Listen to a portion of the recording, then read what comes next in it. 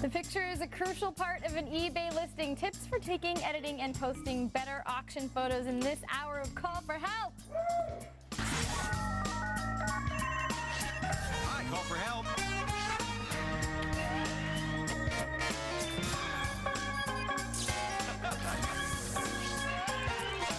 Hey, Call for Help is on.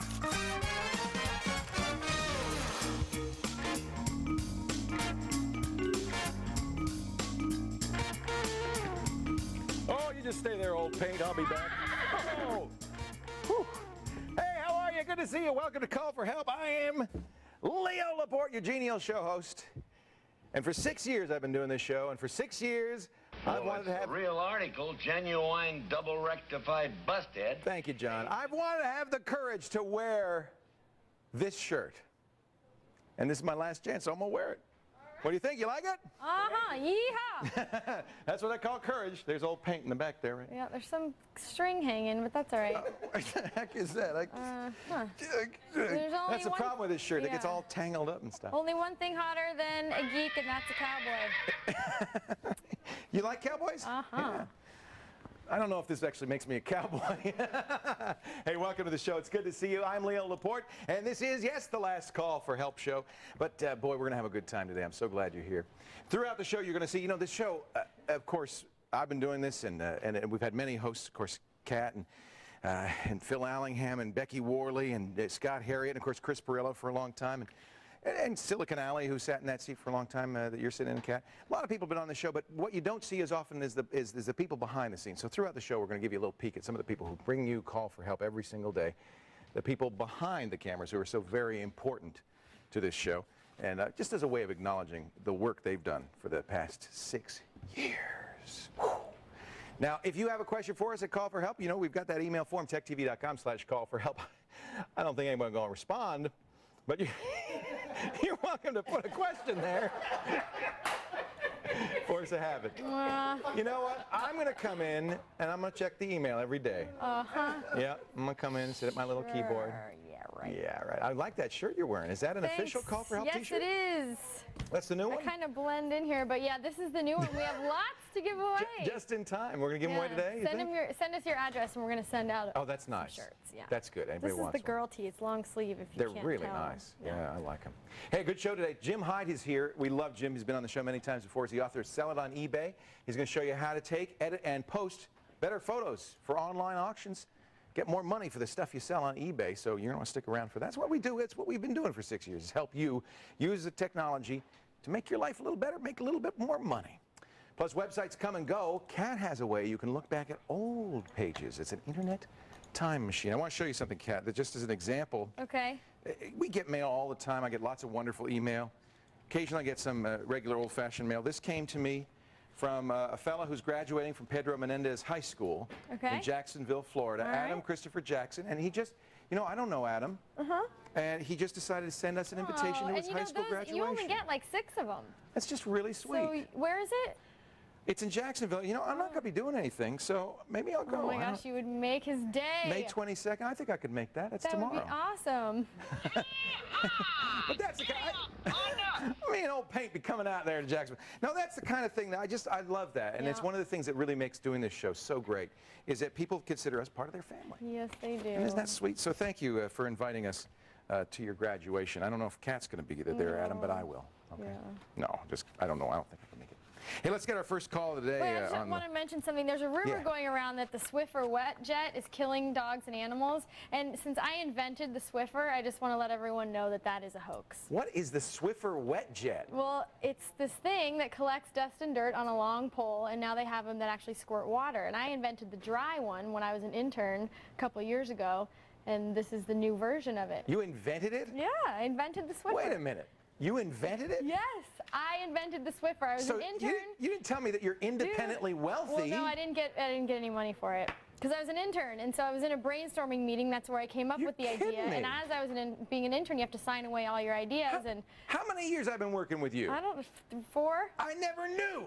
The year after I had the idea in the meeting, it was on the market. Swiffer, and then but the wet jet was somebody else. The wet jet is new, and they're saying and that's it's the one killing that's people, killing but dogs. It's an urban legend. I'm doing research, so I'm not killing anyone. She's defending Not her. a killer. That's like the Steve Martin in the Jerk. He invents that glasses push-up thing. Right. The Optigrab. Yeah, makes him a lot of money, and then it turns out it makes everybody cross-eyed. Yeah, like this. They're like, Swiffer wet jet. Are you pulling my leg now? I'm not. I invented the Swiffer. I'm not kidding. Let's take a call. Okay. I don't know if we can get any better Tony than from that. Milwaukee, Wisconsin. Do you believe me? Yes. There you go. Yeah, sure. Sure, whatever you say, Kat. I did. Hey, Tony, how are you? Good. Welcome to the show. What can I do for you today? On my Microsoft Word, there's symbols in between words and I hate it when that happens. at the end of paragraphs and Yeah. And you don't want to see those anymore, do you? no, I'd like to give them away. So let's activate this later. See, one of these days we're going to have to pay for this program. Okay, this is that's how many years has that been asking us to activate it? Microsoft Word. Okay, this is another line. Now that's what you want to see. You just want to see your plain text with all your stuff. But what you happen to be seeing on there is something a little bit more complicated. You see all these weird symbols, right? Yes. I hate that. I wish there were some way to just to kind of get rid of all those, weird symbols so that you'd never see them again. That would be so cool. Now I can't find out how I did it. It was here a second ago. I just turned them on. Think about it. There it is. It's this little symbol here. What? Whoa, hey, whoa, hey, whoa, hey. So on your toolbar, and this is probably what happens, you accidentally clicked it. On your toolbar is a little paragraph marker. That's what that is. And it turns on what they call invisibles. So the invisibles in this case are a dot for every space, that paragraph marker for every new line, and there's a few other invisibles that might show up. There's another way you could turn it off, of course, in the view and and so forth. But your toolbar will have this little paragraph marker, and that's what I would do. And that's handy to turn on if you're, for a couple of reasons. One is if you're kind of curious, well, do I have a lot of spaces in here and stuff? Because their spaces are invisible. Another one is because the formatting for a paragraph is actually stored in that paragraph marker. So if you can see it and copy it, you can actually apply that paragraph formatting to other paragraphs as well. So that's kind of a handy thing to know about. But normally you don't want to see that because it's very distracting. So that's how you turn it off. Just click that funny-looking backwards P on your toolbar there. All right? All right, thank you. See, it's just that simple. Thank you for calling. I appreciate it. All right. Take care.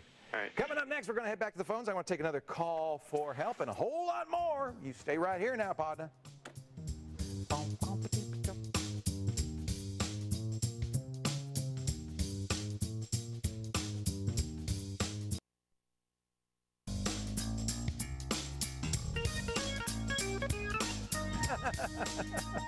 That's Jim and Bill in the shading there, as usual, reading a book instead of, no, Jim and Bill are great. Love them.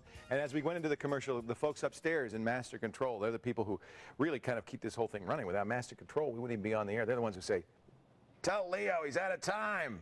Go into black. Weasel brain, change jobs with this buttonhead. That guy. That guy. So throughout the show, you'll see some of the people behind the scenes. How many people do you think, Steve Porter, it takes to do this show behind the scenes? There's probably 20 or 30 people working on camera and microphones and everywhere. I mean, just a lot of people. You know, Kat and I and Roger and Ian are kind of in front of the cameras, but so many people behind the scenes.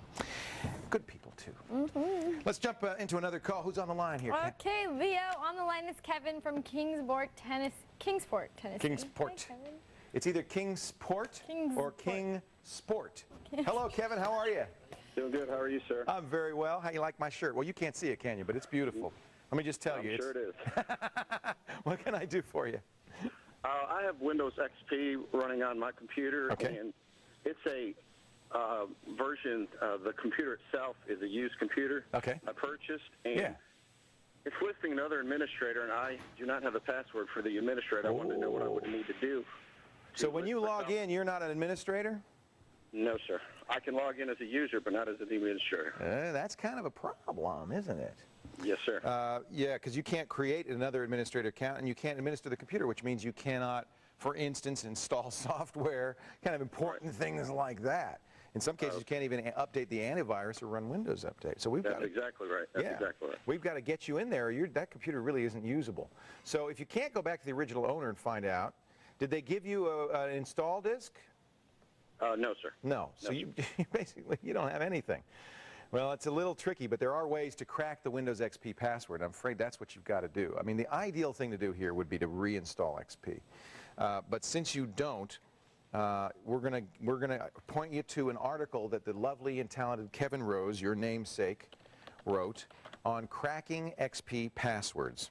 I'm going to show you a little trick that's very handy in Google for finding stuff like that. I'm going to say site.techtv.com, and I'm going to say Kevin Rose. And then I'm going to say crack XP password. And then I think Google will probably get us the, yeah, there we go, right at the top, number 1. This is Kevin Rose's Ultimate Password Recovery Guide. And he has a link to a number of programs in here for getting the password. Now, I have to say, it's not going to be an easy thing to do, but there is one program that's basically a you actually create a Linux boot disk out of CD, and you boot it, and it will basically destroy the password, so you can create a new one. Oh, I see. All right, but that's very important. So I'll give you the link to this, and you can go to this site. It'll be on our website. But that's very important and something to keep in mind when you buy a computer. It's no good to you if you don't have the actual password to get in there. Right. That's a little bit frustrating. It doesn't allow me any control, basically. Yeah, it's really, really tricky. If you do the same Google search I did, you'll also come up with a bunch of other articles. Kevin seems to write a lot of articles, actually, on cracking Windows passwords. I understand. Our Dark Tipper over on the screensavers. So that, we appreciate him. Yeah, there is a way to do it, and it's not particularly tricky, but you will have to read it. This is one NT password that will do it. He's got a lot of different recommendations. I just suggest you read the article rather than me going into great detail.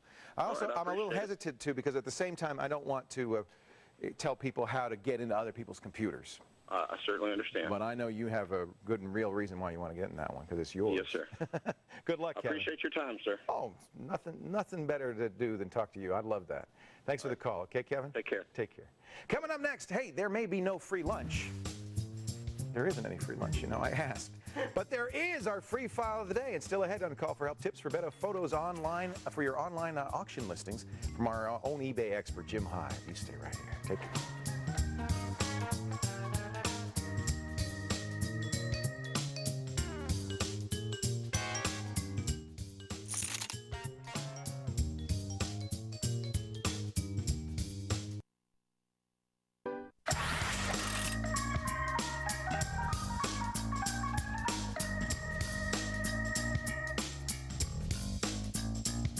There's Deb and Fiva at the front desk, trying to keep my stalker at bay.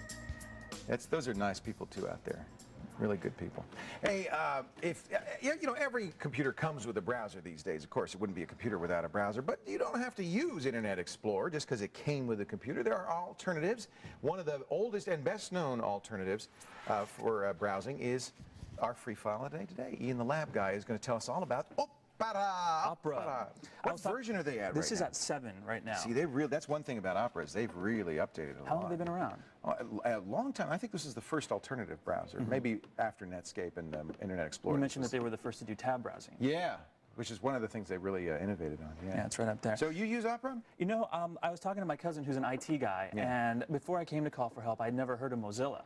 I'd always used IE, and I called him one day and I said, hey, have you ever heard of Mozilla? And he's like, yeah, I've heard of it. It's good, I like it, but I use Opera. And I said, well, what's that? And he's like, well, it's just another web browser. So I went and I downloaded it. And I found that it has a lot of cool features. It was a really interesting alternative to IE or Show us some Mozilla. of the things you like about Opera. I mean, there are some real Opera fans. You talk to them and they go, "It's Opera. It's the only one to use." Yeah. Well, one of the things that I really like that doesn't seem to be working with this mouse is mouse gestures. It really kind of streamlines and gives you a lot of features. They are the only ones to do that. They invented that. That's really cool. It's awesome. I really like all the features. This and it does something. Yeah, exactly. Now you're supposed to right-click and you're supposed to go down to go back, but it's not working. I think it wants to use a 3-button mouse. That's probably the case. Mouse, but, I've used it and it's pretty cool. It's really cool because you can customize the browser pretty simply. Like if I wanted to click up here and go down to a skin, I could choose what Mac OS Jaguar, and it changes the skins for you. It's pretty simple. Safari. That's great. Tabbed browsing. Show us that, because I think not everybody knows about tabbed browsing. New page, and it bumps up a new blank page for you, and it goes right to the home page. That's very cool. Yeah. So. And it makes it very easy to organize. Now, of course, a lot of browsers have copied that, but... Right. Now, I had a question for you. Opera says that they're one of the fastest browsers out there. What does that mean? Well, they load pages fast, and I think that that's probably true, although when they first came out, they were easily the fastest. They were the smallest download. They were really quick on pages. I think that their lead has been, narrowed by improvements in both Internet Explorer and Mozilla. They may still be the fastest. The problem I have mostly with Opera is that they don't fully support all the web standards, so occasionally you get to pages that just don't work with Opera. On the other hand, if you like Opera and you go to the same pages over and over again, it can be the sure is fast. Yeah, absolutely. Well, one more thing I wanted to mention, though, that this is a really great free file, but it's ad supported. Right. So you're going to get pop-ups. Yeah. The pop-ups actually they'll pop up in the background, so you're not going to really notice them. That's what that e-host source is. Exactly, and they give you little pages you can just right-click and close them. Okay. So. Yeah, and there's no spyware in this. It's a it's a good program. I use Opera, believe it or not, because they're small and lightweight. I use them on my cell phone. That's right. It's the best browser for my. Yeah, if you hit F11, you can actually see what it's going to look like. I like that. On your other platforms. On your other platforms, like your cell phones or stuff like that. So. Ian, thank you very much. Our free file today. Another person we should acknowledge. Poor Ian just joined us, how long ago? A month or two ago? In March. Yeah. No idea. We'll find you a job. Don't worry. Here you go. In fact, I got this high school invitation. Maybe I'll hold on to that. Let's jump right into a live call. Who's on the line? Cat Schwartz. I have a feeling that Ian's going to be Ian's great. fine. I love Ian. And yes. I think I've spoiled the surprise, but we were going to get married at the end of the show. Aren't you supposed to have a wedding and a baby at the end of every show? His grandpa watches. And how old's your grandpa? 100? No, he's 90. 90. Okay. He's 90. He just had a heart attack when I just said that. So no, we're just kidding, Grandpa. Let's take another call. Wow, Who's on the line? I mean, you look like you could with that shirt. I know.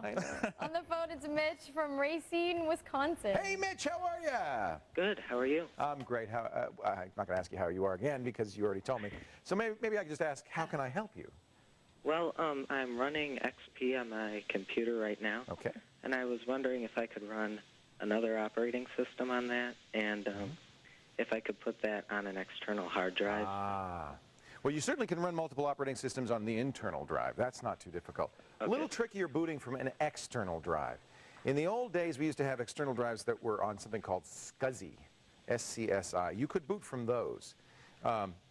If your BIOS supports it, in other words, if your computer hardware supports it, you can boot from a FireWire drive. Okay. I don't believe, although there's some debate over whether you can boot from a USB drive. Roger, you think you could boot from a USB drive? Like a while ago, Phoenix came with a BIOS that supported in hardware. Is your mic on? I'm not hearing you. Okay. It wouldn't allow you to boot from the USB. Are we hearing him? I'm not hearing him. No. Well, I guess my battery's there dead. Oh. No, I hear you now. Oh, good. Don't move. I'm not moving. Okay. Perfect. Hey, anyways, Phoenix came out with a BIOS a couple of years ago that would support booting straight from the USB, and you would actually have to do it from the BIOS. You have to set boot from USB instead of boot from IDE first, and it would look onto the USB port for a drive. And then the only thing you got to remember is that USB drives are very, very slow compared to an internal drive. So if you put something like Windows or even Linux, it's going to take forever. It's going to take forever. Yeah. Okay. Yeah. So, and again, your BIOS has to support it. Your hardware has to support it already, otherwise you won't be able to. Best way to do this, really, Mitch, is to do it on the internal hard drive.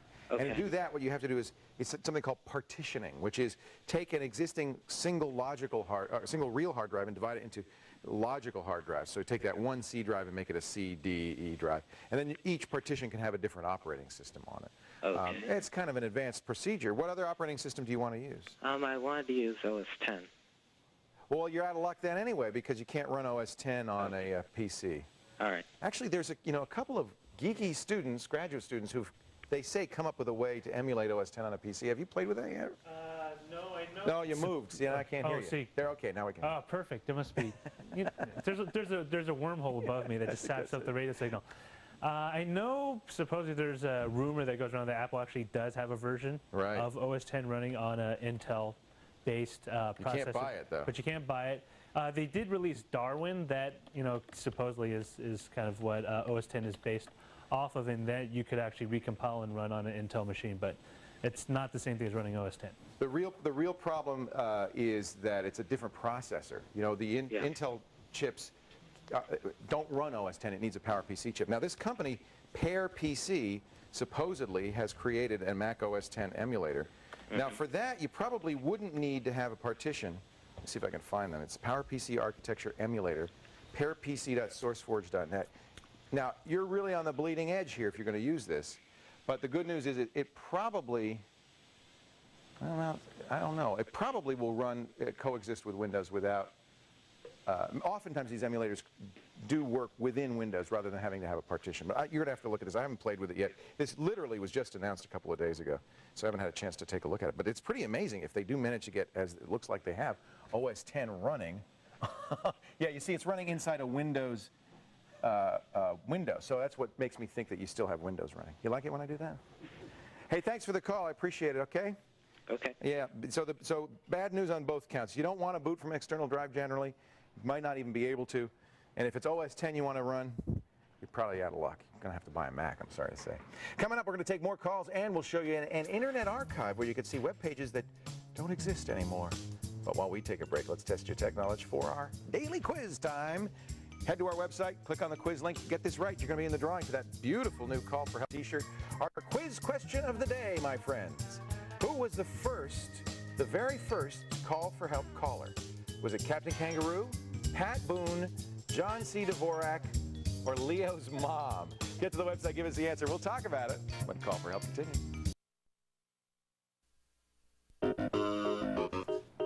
It's our last day here at Call for Help after 6 wonderful years, and they very kindly gave us a chance to put some final words of wisdom on the website, so we invite you to go to techtv.com/call-for-help to read our goodbyes. And everybody is going to tell you where you can catch their stuff and what their website is and all that stuff. Everybody's going to have a chance to be up there, so including George, the series producer Crow. Where's your picture, George? And Dan, the line producer Mitchell.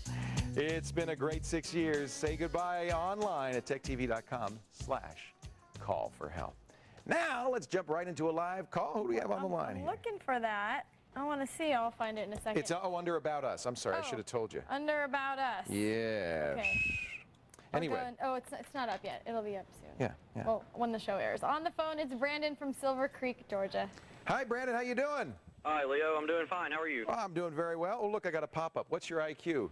Smart enough to close you. What? Okay.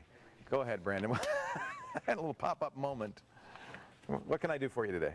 Okay. I've been getting a dangerously low resources message about drive D, and I was wondering if I could reallocate memory from drive C to D. Yeah, you can. So you're getting a message saying you're running out of room on drive D? Exactly. Yeah. Now, one thing to do is, of course, see if you can rearrange a little bit. But if you have to, if you've decided, well, I cannot get rid of anything more, I've got to have some more room, I want to, and C has some space, you can modify the partitioning, but I'll tell you, you can't do it with anything free. You're going to have to spend some money to do it. You need a program called Partition Magic. Have you ever heard us talk about that? I've heard about it before. Yeah, it's actually from Symantec. They bought PowerQuest, the companies that made it. I wonder if I could still go to PowerQuest and find it.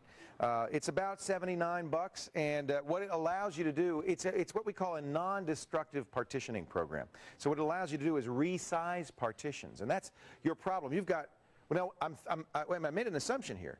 Do you have 2 hard drives or a single hard drive divided into C and D? It's a single hard drive. Okay, good. Yeah, there's nothing I can do about it if you have 2 different hard drives. But if you have one hard drive that has been partitioned, that is, and as we were talking about before, divided into logical, imaginary drives of C and D, you can rearrange how big those are. But to do it without destroying the data on them, you have to use a non-destructive partitioner. Partition Magic's my favorite one. It's from Symantec. I'm not going to get the site that way, I guess. I was going to the old PowerQuest site. Let's see if I can find it at Symantec. Yeah, see, I think PowerQuest site went out of business. Symantec.com is the company that bought them up. If you go to products, you'll be able to find it. It's Partition Magic is the name of the product, okay? All right. I'll find it here somewhere. Well, you get the idea. Here is, I would say that's probably enterprise products and services. I don't know. Anyway, yeah, and I love the program. The problem is, of course, it's expensive, and so if you're only going to use it once, is it worth it? I don't know. It's up to you. Thanks for the call. I appreciate it. Now it's time for Cat's Clicks. This is so weird. It's the last one. The last one. Strange. If you're sad about this don't be too sad, because there's a way that you can check on our website for years to come. If for some reason something happens to it or you can't find something, this is what you're going to do. You're going to go over to the archive.org. It's actually just archive.org. And here is where you're going to find archives of all different things online, including 10,000 live concerts online, all kinds of vintage software, all kinds of images. Tons and tons and tons of information is archived on this website, including the Wayback Machine. This is pretty cool. In the Wayback Machine, enter in the website that you're interested in looking way back to, like techtv.com/call-for-help, and it gives you a page like this. And we see here that it gives us 4 years of information. Now, they are going to update it again soon, so there will be a 2004 on here. Click on any one of the dates, and you're going to get an archive. Look at this old archive page of Becky. There she is, yeah, hot mama. Yeah, yeah. Hot mama. Here's and there's Allison. Silicon Alley, yeah. So you can see George that the website goes far back. Here we've got some Perilla action here. Who's that guy? Yes, and sometimes the links don't click all the way through, but a lot of times they do, and you'll be able to find stories from a long time ago, and you can actually read the information. Here's you, Leo. Here you are. I remember me. Yeah, that's I used to remember me. Hey, you know, you could go even farther back. Yeah, look at this my one. goodness. That's my old webpage back when I had no graphic sense whatsoever. Yeah, look at that. Look at the spinning globe. That's generic. Yeah. But Clip yeah, art. this is it. You can go back really, really far. Dan Mitchell, our line producer, pointed out you can go even farther back if you use ZDTV.com. Oh, right. That would take you back even past 19. When did we change the name? 1999, 2000?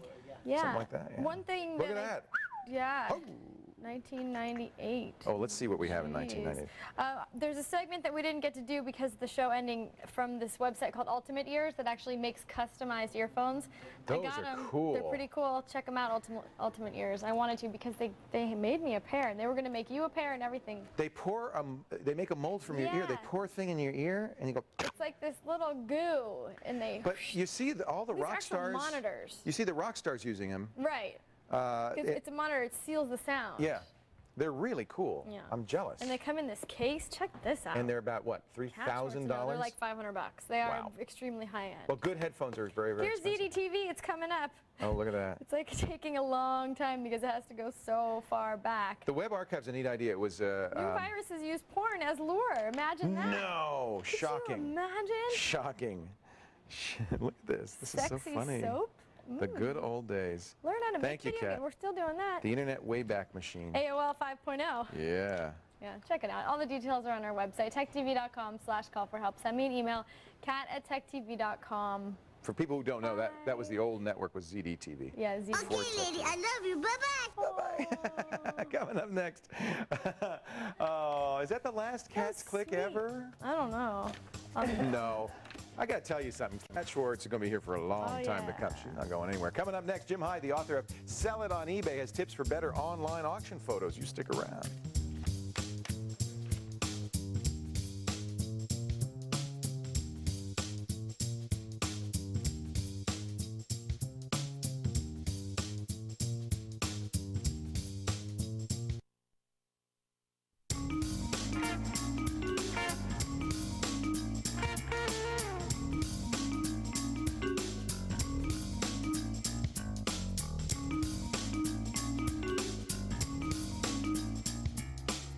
Good folks in the control room there, the people who run the show, including our director, Rob Darcy, and George Crow in the line there. It's fun to see all those people behind the scenes. We should have been doing that all along. Yeah. If you're interested in selling items on eBay, it's going to take more than a catchy description and a low price to reel people in. You also need good color photographs. And here to show us the right way to do it, the author of this great book, Sell It on eBay, Jim Hyde. Once again, welcome back. Very good to be here. Call for Help. It's good to have you. Lots of pictures in this book. Absolutely. You obviously are a believer in the power of the picture. They are essential. How important are they to your eBay auction? They're real important for a couple of reasons. For one thing, they convince prospective bidders that maybe your item really does exist. That's actually not to be sniffed at, because sometimes you wonder. It's true. Yeah, yeah. So, you want to take a picture of your actual item. You don't want to boost a shot from somebody's website or from somebody else's auction. People want to see your item. They want to see if it's got scratches or dents, things like that. They want to see in detail too. A lot of information about the item. Yes. Right? Yeah. So they let you. It kind of shows people, yeah, my thing really does exist, and it also lets them know what kind of shape it's in. What are some things people do badly, too wrong? So many things. All right. This example illustrates one, and that is taking a close-up photograph with the flash turned on. Yeah, because it just washes the darn thing out. Yeah. Built-in flash on a digital camera tends to be bad news under any circumstances because it's just not a very flattering light. Right. When you're taking a picture of something straight on, you tend to get this glare, and it does not show your item at its best. So how would you suggest solving that? Turn the flash off. Okay. Every digital camera has a button. Looks like a little lightning bolt. But you need lights or something to do it outside, maybe? Or? You can do it outside on a cloudy day. Okay. There are a couple of really cool products, one of which I want to show, that let you get better lighting and better photographs. So turn off the flash and use some other techniques. Turn off the flash. Yeah. Well, what's in the back? This is so cool. This is one of the coolest digital photography accessories I have come across in so long. It's called the Easy Cube, and this is the smallest one. It's 12 inches square. Stand back. Whoa! Hey! It is a light tent. Oh. You put your item in it. It comes with a little sweep that gives you a seamless background. Put your item inside. Take it out in the driveway on a sunny day. It gives you this beautiful diffused light inside. Get it. So that's why you want the tent, because you're going to diffuse the light. It diffuses the light and gives you a real soft, attractive light. And in a pinch, you can take your cat to the vet in it. How many megapixels? Does it matter? It doesn't so much matter. No, eBay photography is not about high resolution. It's more important to have, if you're shopping for a camera for your eBay work, it's more important to look for something that has a macro feature if you're going to be taking pictures of small items, and you can get nice and close. And some manual controls over exposure, like the ability to turn off the flash. But your pictures are going to be downsized in order to transfer quickly over the web. So you don't need 8 megapixels because you're not going to send that many. You don't. Yeah. No. A 2 megapixel and 1 megapixel camera would be fine for eBay work. Okay. All right. One's good enough for eBay work. All right. Let's take some other good pictures. Now, what's wrong with this one? This is another example of what you see wrong in a lot of eBay photos: a busy, cluttered background and just kind of a straight-on shot of an item. It doesn't make me want that chair, I have to say. There's no sense of depth. You don't really know what's for sale: the chair, the bookcase behind it. And the solution that we recommend in the book is, I think, in the next shot. That is to take a sheet. This is a bed sheet draped over that bookcase. But doesn't that look so much better? And underneath, the chair's turned at an angle, so it has a sense of depth to it, and it shows the item much better. It's a much more flattering shot. So much nicer, yeah. Very, very good example. So just a sheet behind it's all you need. Now, this is another example of the backdrop. What is this here? This is a sheet of paper grabbed out of my printer. Is that all? This is a little tabletop photo studio you can set up if you do photography of small items. A little tabletop tripod like this you can get on eBay for about $25, $30. Set your digital camera on it, turn your flash off. The tripod will help you get a nice, steady, sharp shot. And a piece of paper sloped behind your item, and I think the very next shot is the result of that. Look how nice that is. You get a nice, flattering-looking product shot. What about if there are defects in the product? Are you going to retouch those in Photoshop or get rid of those? No? You could take your images into Photoshop and maybe brighten them up and things like that, but you don't want to retouch out any scratches or flaws. That's unethical. It could get you into big trouble with eBay police. Best case is the guys say, hey, wait a minute, this has a scratch. I didn't see that in the picture. I don't want it. Exactly. Take it back. You'll get yourself negative feedback. Right. Here's an example of the tent used outside with some There's the cube in action with some chipmunk salt and pepper shakers. Again, I grabbed a sheet of colored paper out of my printer and set it behind it, and I think the next shot is the result. And you see how that is? That's great. Now, did you have to use a macro lens to get that close on those little squirrels? No, this was taken with a Canon S50, a little compact digital camera with a wide-angle position. You did use a tripod, though. Actually, I did not. You didn't even use a tripod. On a bright sunlit day. And just with the close-up feature, the close-up button pushed on the camera, the little flower icon, I was able to get nice and close. That's really great.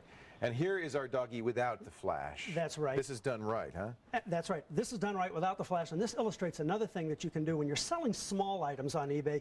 Give people a sense of scale. Put a quarter next to it, a ruler next to it. Let folks know kind of how big the item is. Yeah, because you can't tell. That dog could be That dog could be 5 feet high. Can eBay auctions be made or broken by the pictures? Will they make or break the auction?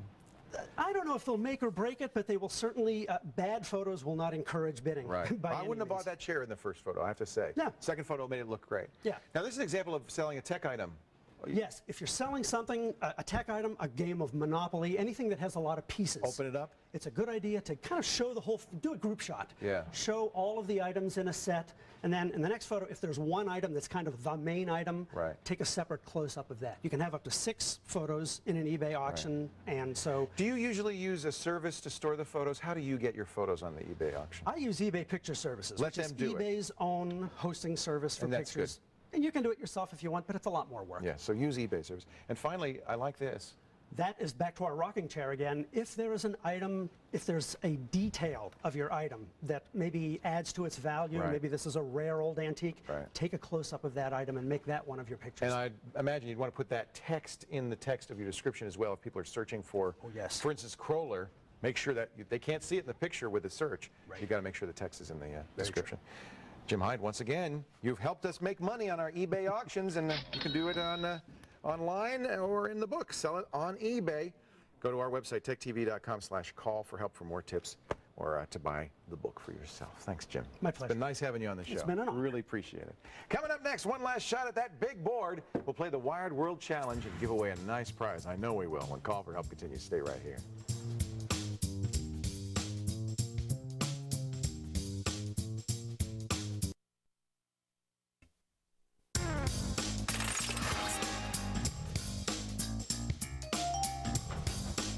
Wow, what a move. Welcome back. It's time for the Wire World Challenge. And for that, ladies and gentlemen, Greg Tremelling on Jib. And for that, we're going to need a contestant on the line. Yes, and it's not going to be Greg, although Greg is one of the guys who's betting all the time on the contestants. Yes, we know they that. do. Yeah, they throw in money. Who's on the line, Kat? Well, hopefully these questions won't be as hard as they were yesterday. I got a tough one. Yeah, well, okay. Okay, on the line it's Krista from Bellevue, Nebraska. Christina, how are you? Good. Good to talk to you. You too. You may be our very last Wired World contestant, but to do that, you got to get this right. I hope so. I'm going to give you 4 categories. You pick a category. I'll give you a question from that category. Get it right in 15 seconds or less. You get a chance at the big board. 25 fabulous prizes. Okay. All yours. You get to pick something from it. Here are the categories. Listen carefully, Tina. Okay. Scrub and scour, power player. Don't pick that one. Trip the light, fantastic, and writing on the wall. Scrub and scour, trip the light, fantastic, and writing on the wall. We'll go with writing on the wall. Right, good choice. What input device is most often used with a digitizing tablet or touch screen? What do they call that pen-like device you use on a tablet? Stylus? A stylus! Woo! Congratulations! Pick a number from 1 to 25. Make it a good one, Christina. We'll go with number 9. No. Who's that? Number 9! It's Pinnacle Studio 8 from Pinnacle Systems! Yay! Congratulations, Christina. That's a nice product. You're going to love that. It's my favorite video editor for Windows. Pinnacle Systems knows how to make it right. What? Pinnacle Systems knows how to make it right, and you are a big winner. Thank you, Christina, for playing our game. What? Thank you. What the? Now let's take another caller who's on the line here, Kat. That was awesome. That's Maddie back there. Oh, yeah. On the line, it's Chris from Benton, Arkansas. Hey, Chris, how are you? I'm good. How are you? We're very good. How are you? I keep saying, how are you twice. I don't know why that is. I'm a broken record. What can I do for you today? Yes, I have a question about my hard drive. Yes, sir. How can I change from FAT32 to NTFS without losing any data? Oh, you know, so you're using Windows XP? Yes, sir. Okay. FAT32 is the old style file system for Windows 95 and 98 and ME. And when you go to NT-based versions of Windows, which means Windows NT, 2000, or XP, their file system is called NTFS. NT file system, get it? And it is a little superior. The only reason you want to keep FAT32 is if you had to do it for compatibility. If you were still running Windows 98 on a partition or something, you wanted to... That's what I was doing. I had booted Windows 98 and I got rid of it because I didn't need it no more. So you don't have it anymore? No. Go to NTFS. It's built into XP. It's very simple. You go to Start, Run. You type CMD to get a command line up. Okay. And the program, it comes with XT, is called Convert. Now, if you do Convert /?, it'll show you the various parameters for this. What you're going to probably, I mean, pretty straightforward do is convert the name of the drive, if it's the C drive, C:, and then you do /FS file system, and you say, I want that file system to be NTFS. All right. And that's all there is to it. There are some additional parameters. I've never seen anybody use them. So really the ones you want to use are convert, the name of the drive, /FS NTFS. You hit return, it'll run. It'll do the conversion in place. You won't lose any data. Although, as always, when you're doing something like this, there is some risk if the power went out or whatever. So it's a good idea to back up before you do it. All right. But that'll do it for you. All right. Thank you. Hey, thank you for the call. All right. I think that was our last caller. All right. I think it is. Chris, you were our last caller on Call for Help. You have one more chance, my friends, to take the daily quiz. Head to the website, and I mean it when I say one more chance. Click on the quiz link. If you give us the right answer, the Tech TV t-shirt, that brand new Call for Help shirt could be yours. Our question of the day: who was the very first Call for Help caller back on May 11th, 1998? Captain Kangaroo, Pat Boone, John C. Dvorak, or my mom? Get to the website, give us the answer. We'll talk about it when Call for Help continues. T. Woo!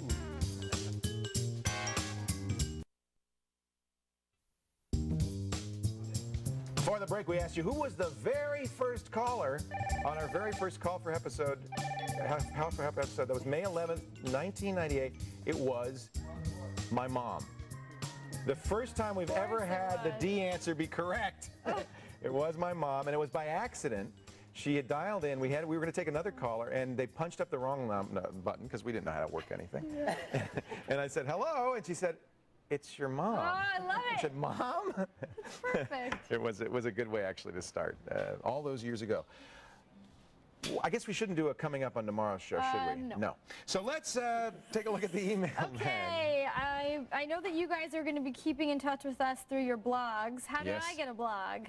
Oh, blogs are great. Now, there's a couple of ways to do it. Blogger.com is a really good way to do it. Google owns them now, and so you know they're going to be around for a while, and that's absolutely free. Very good service. LiveJournal is also free. You don't have to get an invite anymore to do a LiveJournal. I think that's a good choice. Of course, there's people who use commercial services. I use TypePad. Right. You can do that for free, but you probably want to pay $5, $10, $15 for the more elaborate service. Movable Type is the software version of that. Use Movable Type, but that requires that you have some expertise modifying your website and so forth and so on. I think probably the best one is Blogger.com. I think that's a kind of a default these days, don't you think? Yeah, they make it really easy to set up the template, to customize Couldn't it be however easier. you want. Yeah. It's a nice site, it's free. My first blog was on Blogger.com, and you use Movable Type, which also is a great program. Right, and we will be keeping in touch with people throughout. CatSchwartz.com. Yeah. You're not going to go anywhere, right? You have a future on this channel, Well, I think. yeah, we'll see. She's so I hope cagey. so. You do, I promise you. Okay. Well, let's get one more email I'm in going to here. make you sign something saying that. Yeah. What are these home servers everybody's are talking about? This is a very popular category right now, but it is kind of confusing. It basically is a little computer, but it's a headless computer. No keyboard, no monitor, just the computer and the hard drive, and you can use it for backup or storing your media on. It's sometimes called a media server or a file server. You know, the truth is I wouldn't run out and buy one, but you'll know when you need one. When you want to start combining the data from a bunch of computers, or maybe have a lot of video that you save and store out across the network, things like that. It's kind of a more advanced thing, but I think more and more you're going to see these. I do not. I don't. No. You going to get one? No, not yet. Someday. Hey, Kat, it's been a real pleasure working with you. We are at our last episode of Call for Help, 6 years after starting this, May 11th, 1998. It's been a great journey. We thank you so much. It is a real honor and a privilege to get a chance to come into your home every day, and we have loved every single minute of it. I think I don't have to, I know I'm speaking for you and everybody else on call. Come on over here, Roger and Ian, everybody else who's on Call for Help. It has been so much fun. And to all the people who have been on Call for Help over the years, Becky Worley, you come up here. Phil Allingham, you come up. Come on, Becky. The people who've hosted the show, Scott Harriet's not here, couldn't be here. Chris Perillo's not here. And everybody else who's been a part of this show. We have loved doing it. We are not saying goodbye just until we meet again. I think we'll be on the air somewhere someday. I'm Leo Laporte. Remember, if you've got a problem with your personal confuser, don't whine, don't moan, don't whine.